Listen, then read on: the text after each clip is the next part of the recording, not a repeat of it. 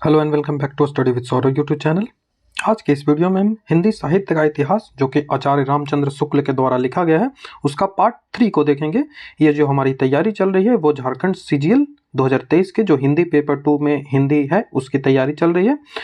यदि आप इस सीरीज की पूरी वीडियोस देखते हैं जिसमें मैं एमसीक्यू और जो थ्योरी है वो सारा कंप्लीट करता हूं, तो इसको आप देखते हो तो जो पेपर 2 है उसमें आप 90% जो अंक है वो आसानी से सुनिश्चित कर लोगे। तो इस पूरे वीडियो सीरीज को आप पूरी तरीके से देखें। इससे पहले मैं इस सीरीज के अंतर्गत 2 वीडियो अपलोड कर चुका हूं जो कि पार्ट 1 है और पार्ट 2 है, और ये जो वीडियो है ये पार्ट नंबर 3 है। इस सीरीज के सारे वीडियोज को देखने के लिए आप ये प्लेलिस्ट को फॉलो करेंगे। जेएसएससी सीजीएल हिंदी पेपर 2 करके एक प्लेलिस्ट बना हुआ है जहां पे इस सीरीज के सारे वीडियोज आपको मिल जाएंगे, चाहे वो एमसीक्यू हो चाहे वो थ्योरीज पार्ट हो, तो यहाँ पे सारे वीडियोस आपको मिल जाएंगे। ये हमारा टेलीग्राम चैनल है स्टडी विद सौरभ ऑफिशियल। यहाँ पे पीडीएफ मिल जाएंगे और जो इन्फॉर्मेशन होती है वो सारी आपको यहीं पे मिल जाएगी। मुझसे बात करना चाहते हैं तो ये मेरा यूजर नेम है टेलीग्राम का सौरभ25 सिंह। यहाँ पे आप मुझे मैसेज कर सकते हो, यहाँ से मैं आपको रिप्लाई दे दूंगा। तो हम जो हमारी सीरीज जो हमारी चल रही है ये हिंदी साहित्य का जो इतिहास की बुक चल रही है इसमें हमने इस पार्ट को खत्म कर लिया है। इतना जो पार्ट था उसको पहला पार्ट और दूसरा पार्ट में इन सबको खत्म कर लिया है, तो ये हमारा खत्म हो गया। और आज का जो हमारा पार्ट है वो पूर्व मध्यकाल से रिलेटेड है। पूर्व मध्यकाल जो है उससे रिलेटेड है। उसके बाद उत्तर मध्यकाल बच जाएगा और फिर जो आधुनिक काल है वो हो जाएगा। तो आज का जो 2 वीडियो जो था, पिछले जो 2 वीडियोज थे उसमें मैंने इन सबको कंप्लीट कर दिया था और आज ट्राई करूंगा कि इसको कंप्लीट कर दूं। वैसे देखूंगा कि वीडियो का ड्यूरेशन कैसा जाता है, उसके बाद हम इन सब चीज़ों पे बढ़ेंगे और जल्दी से जल्दी ये जो सारी चीज़ें हैं उनको खत्म कर लेंगे। ये जो मैंने डिवीजन बताया था तो इसमें हमने आदिकाल को खत्म कर लिया और पूर्व मध्यकाल है, तो पूर्व मध्यकाल को स्वर्ण युग भी कहा जाता है। और इसके 2 पार्ट हैं, एक निर्गुण काव्यधारा एक सगुण काव्यधारा, और इसमें प्रेमाश्रयी ज्ञानाश्रयी रामाश्रयी कृष्णाश्रयी सारी चीज़ें हैं। तो हम सारी चीज़ों को ऐसे डिवाइड करके नहीं पढ़ेंगे, हम सारी चीज़ों को एक साथ पढ़ेंगे। जो भी इंपॉर्टेंट जो चीज़ें हैं वो यहाँ से पूछे जाते हैं एग्जाम में, उन सब को हम इसमें सिर्फ क्लियर कर लेंगे। तो इस जो वीडियो है उसमें हम पूर्व मध्यकाल के अंतर्गत जो भक्ति काल है उससे संबंधित इन सब चीज़ों को देखने का प्रयास करेंगे। ये वीडियो हो सकता है कि ये इसके लिए सेकंड पार्ट भी लाना पड़ जाए, तो मैं ट्राई करूंगा कि इसी पार्ट में खत्म हो जाए, लेकिन सेकंड पार्ट हो सकता है कि इसका सेकंड पार्ट भी है, मतलब पार्ट जो 4 होगा उसमें इन सारी चीज़ों को डिस्कस कर लेंगे। हम जो सारी चीज़ें हैं उसको एक पॉइंट वाइज में बस देखेंगे कि जहां से जो एग्जाम में सवाल है वो पूछे जाते हैं, उन्हीं सब चीज़ों को देखेंगे। ये जो पार्ट है भक्ति काल, यहाँ से सवाल कम आते हैं, ज़्यादा जो सवाल आते हैं वो आधुनिक काल से ही आते हैं, तो आधुनिक काल पे हम ज़्यादा फोकस करेंगे। यहाँ से सवाल बहुत कम आते हैं। ये जो बुक है इसमें यहाँ पे सिर्फ आपको कहानियाँ मिल जाएगी, कुछ रचनाएं के एग्जाम्पल्स दिए जाएंगे, उनके बारे में बताया बस गया है कि राइटर के बारे में क्या क्या चीज़ें हैं, तो इन सब से सवाल कम आते हैं। तो यहाँ पे हमको ज़्यादा मेहनत करने की आवश्यकता नहीं होगी, बाकी हम जितने पॉइंट्स वाइज चीज़ें हैं उनको कर लेंगे। तो चलिए धीरे धीरे कर हम देख लेते हैं कि कौन कौन सी चीजें हमको पढ़नी है। बस पॉइंट वाइज हम पढ़ रहे हैं, इसको याद रखेंगे। पूर्व मध्यकाल है जिसे भक्ति काल कहा है आचार्य रामचंद्र शुक्ल ने, और इसका संवत 1375 से लेके 1700 ईस्वी है। ये आपको याद रखना है, इतनी चीजों से एक क्वेश्चन आपका बनेगा। तो 1375 से 1700 के बीच में, और पूर्व मध्यकाल और भक्ति काल ये याद रखेंगे। तो जिस युग से मुसलमान भारत में आए, जिस युग में मुसलमान भारत में आए उस समय जो था वो सच्चे धर्म भाव का बहुत कुछ हास हो गया था और परिवर्तन के लिए बहुत कड़े धक्के की आवश्यकता थी। ठीक है, जब मुस्लिमों का भारत पे आक्रमण हुआ था, वो प्राचीन काल जो था, पिछले जो वीडियोस देखे थे उनमें मैंने बताया था, तो जब मुस्लिमों का आक्रमण हो गया तो उससे जो धर्म था, भारतीय जो सनातन धर्म था, उस पर एक गहरा घात पहुंचा, उस पर एक प्रभाव पड़ा। जब कोई धार्मिक दूसरे कोई धर्म वाले जब आपके देश में प्रवेश करते हैं तो वो सांस्कृतिक रूप से आपको प्रभावित करते ही हैं। तो इसी के प्रभाव में आकर, मुस्लिम आक्रमणों के प्रभाव में आकर ही एक परंपरा दौड़ी। उस समय के काल में एक परंपरा दौड़ी जिसमें जो भक्ति, जो भगवान है उससे जुड़ी हुई रचनाएं होने लगी, तो उसी रचनाओं को भक्ति काल कहा जाता है। तो इसकी जो रचनाएं हुई वो कैसे हुई, तो मुस्लिम धर्म का जो प्रभाव पड़ा, उसके जो भारत पे आक्रमण हुए उसका जो प्रभाव है, उसी प्रभाव के उपरांत जो है वो भक्ति काल का उद्भव हुआ। तो ये आपको याद रखना है। गोस्वामी तुलसीदास ने कहा है कि गोरखा जगायो जोग, गोरखा जगायो जो, गोरखा एक गोरख संप्रदाय है, गोरखनाथ जो है गोरख संप्रदाय, गोरख जो योगी आदित्यनाथ जो है उत्तर प्रदेश के मुख्यमंत्री, वो इसी संप्रदाय के अंतर्गत आते हैं। जो कनफट्टा होता है ना, उसके संप्रदाय के अंतर्गत आता है। तो गोरखा जगाए जोग, भक्ति भगाए लोग, भक्ति भगायो लोग, तो गोरखा जगाए जोग भक्ति भगायो लोग, ये तुलसीदास ने कहा था। तो ये हो सकता है कि आपके एग्जाम में पूछा जाए। भक्ति का जो भक्ति का जो सोता दक्षिण की ओर से धीरे धीरे उत्तर भारत की ओर पहले से ही आ रहा था। आप जानते होंगे कि दक्षिण भारत से उत्तर भारत में जो धर्म है, जो धार्मिक आंदोलन है, उसको कौन लाया था? जैसे नायनार और अलवार संत हुआ करते थे ना, आपने हिस्ट्री में पढ़ा होगा, तो उसको रामानंद ने लाया था। रामानंद, ये जीके में आपने पढ़ा भी होगा। तो आपको याद रखना है कि रामानंद ने दक्षिण भारत से जो धार्मिक आंदोलन था उसको उत्तर भारत में लाया था। तो जो उत्तर भारत की ओर पहले से ही आ रहा था, उससे राजनीतिक परिवर्तन के कारण, जो राजनीतिक परिवर्तन उत्तर भारत में आ रहे थे मुस्लिमों के आक्रमण के कारण, ये जो भारत का पार्ट है, तो ये वाला जो उत्तर का पार्ट था, यहाँ पे मुस्लिमों का आक्रमण हो रहा था, जिसके कारण से वहाँ राजनीतिक शून्यता दिख रही थी। जो छोटे छोटे राज्यों में भारत बटा हुआ था, उसमें मुस्लिमों के आक्रमण के कारण जो स्थितियां पैदा हो रही थी, तो राजनीतिक परिवर्तन के कारण शून्य पड़ते हुए जनता के हृदय क्षेत्र में फैलने के लिए पूरा स्थान मिला। इसका तात्पर्य यह है कि जब राजनीतिक शून्यता दिख रही थी दक्षिण भारत में धार्मिक आंदोलन पहले से ही चल रहा था आलवार और नायनार संतों के द्वारा, लेकिन जो उत्तर भारत था, जहां पे मुस्लिम आक्रांताओं के कारण, मुस्लिम आक्रमण के कारण भारत की जो धार्मिक भावनाएं थी उनको चोट पहुंच रही थी, मंदिरों को तोड़ा जा रहा था। तो इस कारण से उनमें एक जो हृदय की जो भावना थी वो जुड़ी हुई थी इनमें। तो जो ऐसा बोल सकते हो कि वो हृदय जो था वो खाली था, जिस कारण से हृदय क्षेत्र में फैलने के लिए जो ये धार्मिक आंदोलन था, ये पूरा स्थान मिला उस समय की जनता को, उत्तर भारत की जनता को, जिस कारण से जो भक्ति काल हुआ वो उस समय काफी प्रसिद्ध हुआ। इसमें इस जो बुक है उसमें आपको क्या दिया गया है, तो उसमें सारे जो वहाँ के जो संत हुए, जिन्होंने कविताएं लिखी, जिन्होंने रचनाएं लिखी, उन सब के बारे में, उनकी जीवनियों के बारे में लिखा गया है इस बुक में। तो हम जो इंपॉर्टेंट होगा उन सब चीजों को बस यहाँ पे देखेंगे, बाकी वो बहुत सारी चीजें दी गई हैं, 800 पेजों की लंबी किताब है, तो उतना हम नहीं पढ़ेंगे। जो इंपॉर्टेंट है उसको मैं यहाँ पे टाइप कर दिया हूं। तो रामानुजाचार्य जिनका संवत 1073 संवत है, इन्होंने शास्त्रीय पद्धति से जिस सगुण भक्ति का निरूपण किया था उसकी ओर जनता आकर्षित होती चली गई थी। तो आपको याद रखना है कि जो रामानुजाचार्य है उसने किस पद्धति से और किस भक्ति का निरूपण किया, तो सगुण भक्ति का निरूपण किया, जिसकी ओर जनता जो था वो धीरे धीरे आकर्षित हो रही थी, क्योंकि मुस्लिम आक्रांताओं ने भारतीय धर्म है, भारतीय जो संस्कृति है उसको काफी चोट पहुंचा रही थी, उसको आघात कर रही थी, जिसके कारण जो था एक धार्मिक आंदोलन की आवश्यकता पड़ी। जिस कारण से जो प्राचीन काल में आवश्यकता थी धार्मिक आंदोलन की, जब जो शूद्र लोग थे, जो कायस्थ लोग थे, उनको अपना एक जो राइट नहीं मिल पा रहा था, जैसे धर्म कर्म कांडों के कारण जो ब्राह्मण समाज था, राजपूत समाज युद्ध लड़ने में व्यस्त था, तो उस समय जो स्थिति मिलनी चाहिए थी शूद्रों को, जो स्थिति मिलनी चाहिए थी कायस्थों को, वो उन्हें नहीं मिल पा रही थी, जिस कारण से एक धार्मिक उथल पुथल वहां पे मची थी। जिस कारण से ही आप देखे होंगे कि जो 5वीं शताब्दी है वहां पे धार्मिक आंदोलन, 5वीं जो शताब्दी होता है वहां पे धार्मिक आंदोलन आपको देखने को मिलता है। 5वीं शताब्दी ईसा पूर्व, जहाँ पे बौद्ध धर्म और जैन धर्म और कई सारे जो लिंगायत समुदाय आपको वहां पे देखने को मिलते हैं। तो उसी तरह से ये जो मध्यकाल है वहां पे भी भक्ति काल का उद्भव देखने को मिलता है। गुजरात में स्वामी माधवाचार्य जी, गुजरात के जो स्वामी माधवाचार्य जी है, उन्होंने अपना द्वैतवादी वैष्णवी संप्रदाय चलाया, जिसकी ओर बहुत से लोगों का झुकाव हुआ था। तो ये यहाँ से सवाल यही बनेगा कि जो माधवाचार्य है उनका जो संप्रदाय था वो क्या था, तो द्वैतवादी वैष्णवी संप्रदाय।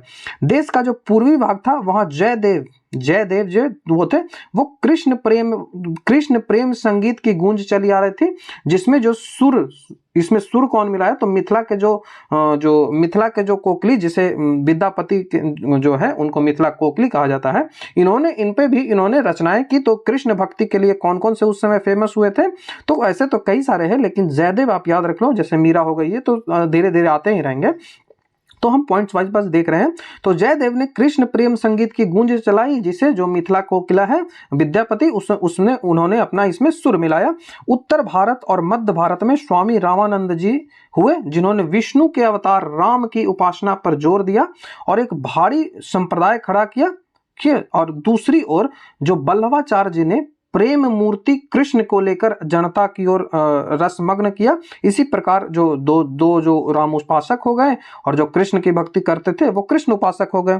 तो इसका सीधा सा तात्पर्य है इनका कहने का कि जो स्वामी रामानंद थे, जिन्होंने दक्षिण भारत से उत्तर भारत की ओर जो था धार्मिक आंदोलन उसको लाया, तो स्वामी रामानंद थे, उन्होंने क्या किया, तो उन्होंने जो राम की उपासना की, विष्णु के जो अवतार राम है उसकी उपासना की। तो उनको बोला गया, उसके जो अनुयायी हैं उनको बोला गया कि वो राम उपासक हैं, वो राम की भक्ति करते हैं। वहीं दूसरी ओर जो स्वामी बल्लभाचार्य थे, उन्होंने प्रेम मूर्ति कृष्ण को लेकर, कृष्ण का जो प्रेम भाव था उसको लेकर अपनी उपासनाएं स्टार्ट की। तो इनको जो बल्लभाचार्य को जो फॉलो करने लगे वो कहलाए कृष्ण उपासक, मतलब कृष्ण की जो उपासना करने वाले हो गए तो वो कृष्ण उपासक। इसी तरह से जो दो भक्ति की परंपरा चली, कृष्ण उपासक और राम उपासक, यहाँ पे आप देख सकते हो। जो नेक्स्ट स्लाइड है, यहाँ महाराष्ट्र देश के जो महाराष्ट्र था वहां के प्रसिद्ध जो भक्त थे नामदेव। ये जीएस में भी सवाल पूछा जाता है कि नामदेव कहां से संबंधित है, तो वो महाराष्ट्र से संबंधित है, जिसका संवत 1328 से लेकर 1408 तक का बैठता है। इन्होंने हिंदू मुस्लिम दोनों के लिए एक सामान्य भक्ति मार्ग की जो वो आभास दिया, ऐसा संकेत उन्होंने दिया कि हिंदू और मुस्लिम है, उन्होंने के लिए उनकी जो समरसता है उस पर इन्होंने काम किया और हिंदू मुस्लिमों दोनों के लिए एक सामान्य जो भक्ति मार्ग हो सकता है उस पर इन्होंने कार्य किया। तो हो सकता है ऐसा सवाल आपसे पूछा जा सकता है कि कौन सा जो थे उन्होंने हिंदू मुस्लिम जो एकता है उस पर काम किया था, तो वो आपको याद रखना है, नामदेव, जो कि आचार्य रामचंद्र शुक्ल का कहना है। जो साधना जो थे उसके 3 अवयव होते हैं, जो साधना करते हैं, भक्ति और साधना जो हम करते हैं तो उसके 3 अवयव रामचंद्र शुक्ल का कहना है कि इसके 3 अवयव हैं, जिसमें आता है कर्म, ज्ञान और भक्ति। कर्म, ज्ञान और भक्ति, इसके 3 अवयव हैं। वे सब काल पाकर जो दोषग्रस्त हो सकते हैं, वो जो थे वो सब काल पाकर दोषग्रस्त हो सकते हैं। कर्म जो था वो अर्थ शून्य, जो अर्थ शून्य जो है वो कर्म जो था वो अर्थ शून्य विधि विधानों से निष्काम हो सकता है। जो कर्म है वो अर्थ शून्य के विधि विधानों है उससे निकम्मा हो सकता है। कर्म जो है वो उससे आप निकम्मा हो सकते हैं। ज्ञान जो है वो रहस्य और जो है उसकी भावना से पाखंड पूर्वक हो सकती है। मतलब आपका कर्म जो है वो उसमें आप अर्थ शून्य, आपका जो कर्म में है कोई अर्थ नहीं बच जाएगा, उसके विधि विधान है, इससे जो कर्म है वो निष्काम हो सकता है। ज्ञान जो है वो रहस्य और गुण की भावनाओं के कारण पाखंड पूर्ण हो सकता है। और भक्ति भी जो है वो ज्ञानोपभोग की वासना से कुछ कुलसित हो सकती है। जो भक्ति भी है वो भक्ति जो है वो इंद्रियों पे जो भोग की वासना आ जाएगी आपको, तो उससे वो कुलसित हो सकती है, उससे वो दूषित हो सकती है। तो भक्ति की निष्पत्ति श्रद्धा, जो भक्ति की निष्पत्ति श्रद्धा और प्रेम है, उसे ही यहाँ पे योग कहा गया है। तो यहाँ पे जो ये जो कुछ धर्म से रिलेटेड बात थी वो आपको याद रखना है, ये रामचंद्र शुक्ल का कहना है। नामदेव की जो रचना में यह बात साफ दिखाई पड़ती है कि सगुण भक्ति पदों की जो भाषा है वो ब्रज है। सगुण भक्ति, जो सगुण भक्ति है उसकी भाषा या तो ब्रज है या फिर परंपरागत जो काव्य भाषा हुआ करती थी, परंतु जो निर्गुण वाणी है उसकी भाषा नाथ पंथियों द्वारा जो ग्रहित खड़ी बोली है या फिर उसे जो सधुकड़ी भाषा कहते हैं, पंचमेल खिचड़ी कहते हैं, ये रही। तो ये सवाल आपसे पूछा जा सकता है कि आचार्य रामचंद्र शुक्ल ने जो सगुण भक्ति की काव्य धारा जो चली उस समय भक्ति काल में, तो उसकी भाषा कौन सी रही थी? तो उसकी भाषा ब्रज रही थी या फिर परंपरागत जो काव्य भाषा हुआ करती थी वो रही थी। लेकिन वही निर्गुण वाणी में बात करें, यदि निर्गुण धर्म की जो धारा चली थी उसमें बात करें, तो उसकी जो नाथपंथियों की द्वारा जो यूज की जाती थी भाषा, पंचमेल खिचड़ी सधुकड़ी जो कबीर यूज करते थे, तो वो थी। तो यहाँ से आप याद रखेंगे कि खड़ी बोली और जो सधुकड़ी थी वो नाथपंथियों, मतलब कि जो निर्गुण जो वाणी थी वो करने वाले थे, और सगुण वाणी की जो थी वो ब्रज भाषा थी। तो यह सवाल पूछा जा सकता है। नामदेव की रचना के आधार पर यह कहा जा सकता है कि निर्गुण पंथ के लिए जो मार्ग निकालने वाले नाथ पंथ के योग और भक्त नामदेव थे। जहां तक पता चलता है कि निर्गुण मार्ग के निर्दिष्ट प्रवर्तक जो थे वो कबीरदास ही थे। कबीरदास ने एक ओर तो स्वामी रामानंद जी के शिष्य होकर भारतीय अद्वैतवाद की कुछ जो स्थूल बातें थी उनको ग्रहण किया, और दूसरी ओर जो योगी और सूफी जो फकीर थे उनका संस्कार था उनको भी उन्होंने प्राप्त किया। जब मैंने जो कबीरदास था उनके बारे में बताया था तो कहा था कि उन्होंने एक ओर तो जो उनके जो गुरु थे रामानंद, उनका शिष्य होकर भारत का जो अद्वैतवाद था उसको तो स्वीकार किया ही, लेकिन दूसरी ओर जो योगी थे, जो सूफी थे, उन फकीरों के जो संस्कार थे उनको भी उन्होंने प्राप्त किया था। तो यहाँ से एक जो जो पॉइंट है वो आपको याद रखना है कि निर्गुण पंथ के लिए मार्ग निकालने वाले जो नाथ पंथ योग के भक्त थे वो कौन थे, तो वो नाम थे।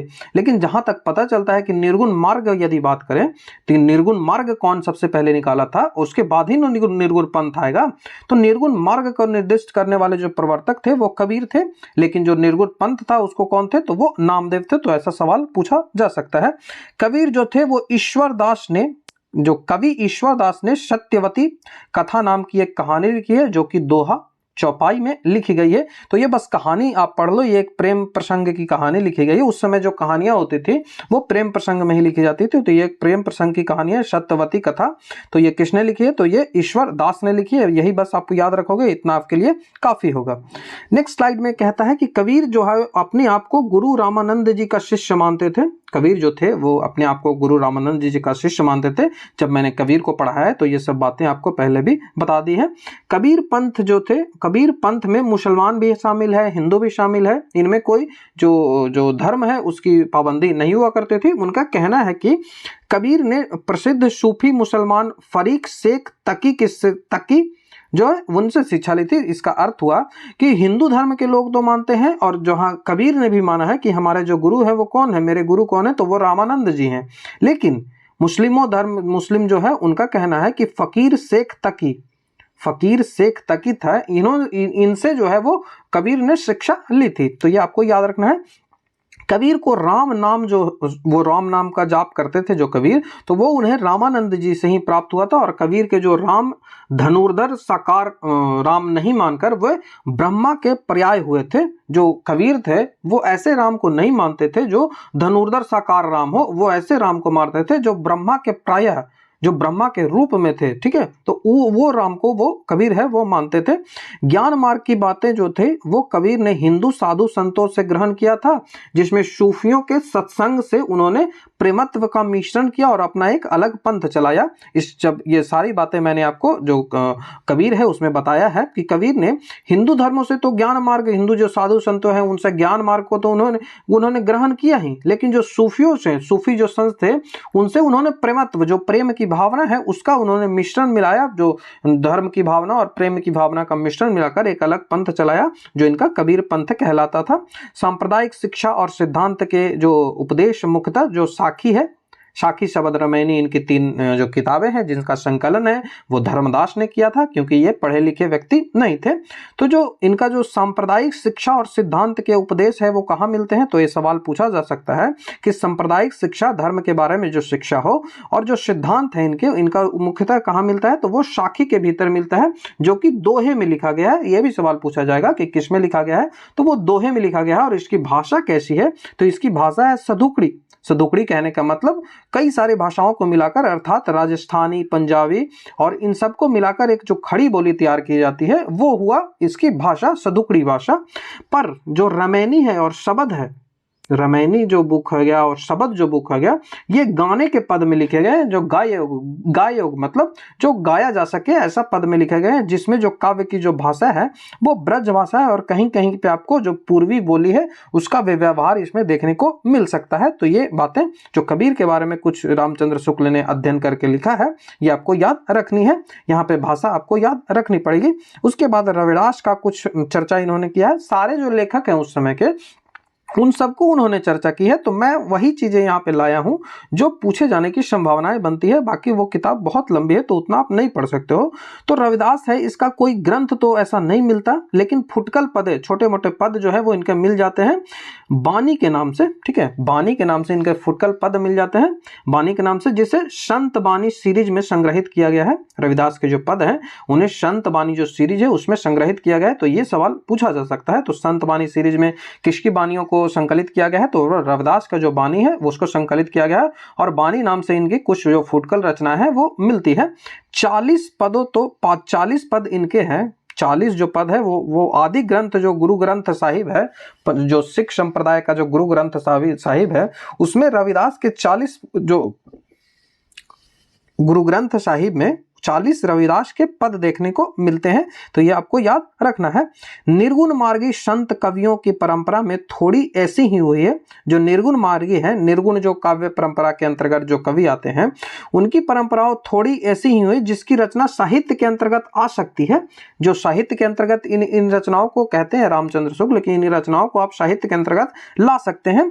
शिक्षातों का समावेश कम होने से इनकी वाणी अधिकतर सांप्रदायिकों के ही काम आई है। जो निर्गुण वाणी हुआ वो उसमें शिक्षाओं का अभाव होने के कारण, शिक्षांतों का समावेश कम होने के कारण उनकी जो वाणी है वो अधिकतर जो है वो सांप्रदायिकों के लिए काम आई है। उसमें मानव जीवन की भावनाओं की एक वह विस्तृत व्यंजना नहीं है जो साधारण जन समाज को आकर्षित कर सके। निर्गुण वाले में इस प्रकार के जो संतों की परंपरा यद्यपि बराबर चलती रही और नए नए पंथ जो है वो निकलते रहे, पर देश की जो सामान्य साहित्य है इस पे इनका कोई प्रभाव नहीं पड़ा था। तो ये बात निर्गुण जो मार्गी है उनके बारे में लिखा गया है, तो ये आपको याद रखना पड़ेगा। नेक्स्ट स्लाइड कहता है कि कुतुबन एक जो व्यक्ति है, कुतुबन, ये धीरे धीरे हम बढ़ रहे हैं अपने भक्ति परंपराओं में, जो मुसलमानों की ओर हम बढ़ गए हैं। तो कुतुबन ने चिश्ती वंश के जो शेख बुरहान के शिष्य थे, चिश्ती वंश के शेख बुरहान के शिष्य थे, और जौनपुर के जो बादशाह थे हुसैन शाह, उनके ये आश्रित थे। और यहाँ पे जो इनका जो समय बैठता है वो बैठता है विक्रम के जो 16वीं शताब्दी के मध्य भाग है उसको बैठता है। और इन्होंने जो मृगवती, यही आपको याद रखना है, मृगावती एक रचना की थी जो कि चौपाई दोहे के क्रम में 1909 हिजरा मतलब कि 1558 ईस्वी में लिखी गई थी, जिसमें चंद्रनगर की जो राजा गणपति की जो राजकुमारी थी कंचनपुर, और राजकुमार जो थे रूप मुरारी की कन्या जो थी मृगावती, उसको उसकी जो प्रेम कथा है उसका इन्होंने चर्चा की है। तो यहाँ से दो ही बातें आपको याद रखनी है कि कुतुबन कवि का नाम है जिसने मृगावती जो है वो रचना की, और ये एक जो रचना है वो गंगापति के राजकुमार और कंचनपुर के राजा जो थे वो रूप मुरारी, और उनकी जो रूप मुरारी की जो कन्या थी मृगावती, उनकी प्रेम कथा है। जो गणपति देव की जो राजकुमार थे और जो रूप मुरारी की जो कन्या थी मृगावती, उसकी ये प्रेम कथा है। इतना ही आप याद रख लो। जो मंझन थे इसके संबंध में भी कुछ ज्ञात नहीं है। जो मंझन एक कवि है, यह याद रख लो, मंझन के संबंध में भी कुछ चीजें ज्ञात नहीं है। केवल इनकी रचना जो है वो मधुमालती के एक खंडित भाग मिलता है, इनका फटा भाग मिल जाता है, खंडित प्रति मधुमालती की मिलती है। ये मधुमालती काफी इंपॉर्टेंट बुक है जो कि एक प्रेम कथा है। ये जो है वो जो मलिक मोहम्मद जैसी के द्वारा जो लिखा गया है पद्मावत, वो इससे प्रभावित है। कवि बनारसी दास ने अपनी जो आत्मचरित्र के संवत में आसपास की कहानी में इसकबाजी भी आप याद रखें, इसकबाजी वाली में जो मधुमालती है उसकी चर्चा की है। तो इसकबाजी में कौन है? जो बनारसी दास है, उन्होंने आसपास इसकी जो आत्मचरित्र है उनमें इन्होंने लिखा है। इसकबाजी में जो बनारसी है उन्होंने इसकी चर्चा की है। दक्षिण के शायर जो थे नसरती, दक्षिण भारत के जो शायर थे नसरती, उन्होंने मधुमालती के आधार पर दक्षिणी उर्दू में गुलशन इश्क नाम से एक प्रेम कहानी भी लिखी थी। तो ये काफी इंपॉर्टेंट है, मधुमालती जो कहानी है वो काफी इंपॉर्टेंट है, जो कि मंझन के द्वारा लिखा गया है। इसी में बनारसी दास जो थे उन्होंने इशकबाजी में इसकी चर्चा की है। जो दक्षिण के जो शायर थे नसरती, उन्होंने इसका उर्दू में अनुवाद किया था गुलशन इश्क नाम से, ये भी आपको याद रखना है। मलिक मोहम्मद जैसी की जो प्रत्येक सूफी जो फकीर थे मोहिदी, जिसे मोहिद्दीन कहा जाता है, इनके शिष्य थे। और इन्होंने इनकी पुस्तक जो थे वो आपको यह पद्मावत है वो याद रख सकते हैं। इनकी 3 पुस्तकें आपको इंपॉर्टेंट है जो बार बार एग्जाम में पूछी जाती हैं।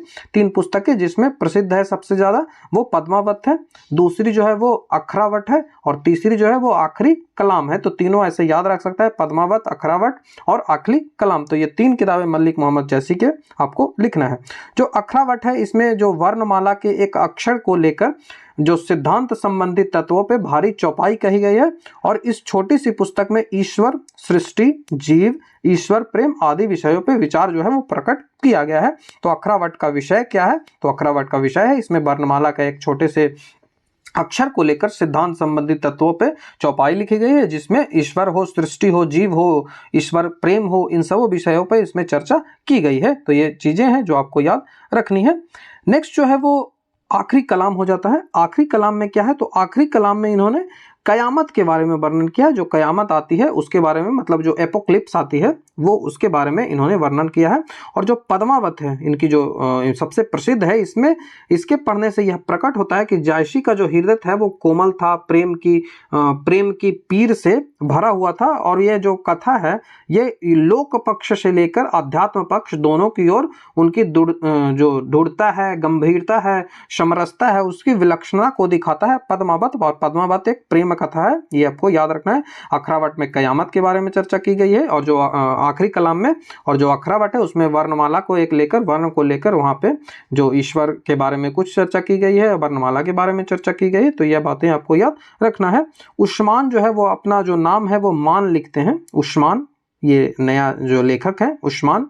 हो सकता है कि आपको थोड़ा पढ़ने में परेशानी हो, लेकिन ऐसे ही आपको करना होगा क्योंकि आप पूरा बुक नहीं पढ़ सकते। मैंने जितनी भी इंपॉर्टेंट चीज़ें हैं उनको यहाँ पे ला दिया है। तो उस्मान एक रचनाकार हैं जिनका अपना नाम वो लिखते हैं मान। तो ऐसा भी पूछा जा सकता है कि उस्मान का नाम, उस्मान जो है वो किस नाम से रचना लिखते थे, तो वो मान नाम से लिखते थे। जिसने चित्रावली नाम की एक पुस्तक लिखी है, ये पुस्तक है, ये भी प्रेम प्रसंग पे ही लिखा गया है और काफ़ी इंपॉर्टेंट है। शेख नबी जिन्होंने ज्ञानदीप नाम से एक आख्यान काव्य लिखा है, जिसमें जो ज्ञानदीप और रानी देवजानी है इसकी कथा लिखी गई, ये भी एक प्रेम कथा है। तो जो ज्ञानदीप है वो किसने लिखा है, तो शेख बानी ने लिखा है। कासिम शाह ये दरियाबाद जो बाराबंकी है, दरियाबाद के रहने वाले थे और 1788 ईस्वी के आसपास इन्होंने हंस जवाहिर नाम की एक कहानी लिखी, जिसमें राजा हंस और राजा जो जवाहिर थे, जो रानी जवाहिर थी, इनकी प्रेम कथा है। तो यहाँ पे ये याद रखना है, कासिम शाह के द्वारा ये लिखी गई है। यही प्रेम मार्गी सूफी कामयों की प्रचुरता की समाप्ति समझी जाती है। ये इंपॉर्टेंट बात है कि ये जो हंस कहानी है, हंस जवाहरी जो एक कहानी लिखी गई है, यहीं से माना जाता है कि प्रेम मार्ग के जो सूफी कवि थे उनकी प्रचुरता की यहाँ पे समाप्ति हो जाती है। तो शेख नबी से प्रेम गाथा परंपरा समाप्त समझा जाना चाहिए। तो एग्जाम में पूछा जा सकता है कि कौन से शेख से, कौन से जो रचनाकार थे उनसे कहा जाता है कि प्रेम गाथा परंपरा है वो समाप्त हो गया था, वो समाप्त हो गई थी। तो शेख नबी से हो गई थी, ठीक है। और इसकी जो प्रचुरता है वो कहाँ मिलती है, इसकी जो सबसे ज्यादा प्रचुरता, तो वो हंस जवाहिर जो कि दरियाबाद के जो कासिम शाह थे उनके द्वारा लिखा गया था। तो आप कंफ्यूजन आपको नहीं होगा, ये चीजें आपको याद रखनी पड़ेगी। नूर मोहम्मद ने अनुराग बांसुरी, यह पुस्तक जो है वो कई दृष्टियों में विलक्षण है। पहली बात तो इसकी जो भाषा है वो सूफी रचनाओं से बहुत जो अधिक है वो संस्कृत ग्रावित है, मतलब इसमें संस्कृत के जो शब्द है वो काफी मिलती है। और दूसरी बात यह है कि हिंदी भाषा के प्रति जो मुस्लिमों का भाव है वो इसमें दिखाती है। नूर मोहम्मद को हिंदी भाषा में कविता करने के कारण जगह जगह उनको सबूत देना पड़ा था कि वो इस्लाम के उपासक हैं। तो ये उनका निजी विचार था कि मतलब वो रचनाएं जब करते थे तो उन्हें ऐसा जो पढ़ने वाले को लगता था कि ये मुसलमान नहीं है, जिस कारण से उन्हें बार बार ये सबूत देना पड़ता था कि मैं एक इस्लाम का अनुयायी हूँ, मैं एक पक्का इस्लाम का अनुयायी हूँ। तो उस तरह से उस समय हुआ करते थे। तो ये वीडियो था जिसमें हमने जो रामचंद्र शुक्ल है उससे संबंधित जो उनका जो भक्ति काल था उस पे थोड़ा सा डिस्कस किया। इसके बाद जो नेक्स्ट पार्ट है वो भक्ति काल से ही संबंधित होगा, और उसके बाद जो है वो आगे की जो रचनाएं है वो मैं पढ़ाता चला जाऊंगा। ये हमारे कुछ सोशल मीडिया के लिंक है, यदि हमसे जुड़ना चाहते हैं डिस्क्रिप्शन में लिंक सबका दे दिया जाएगा, वहां से आप इसे जुड़ सकते हो। तो ये पार्ट 3 था। पार्ट 4 भी है वो इससे ही संबंधित आएगा, तो साथ में जुड़े रहिए और पढ़ते रहिए। यदि आपको वीडियो अच्छा लगता है तो हमारे जो चैनल है उसको सब्सक्राइब जरूर कर दें और वीडियो को लाइक शेयर कमेंट जरूर कर दें। वीडियो देखने के लिए थैंक यू।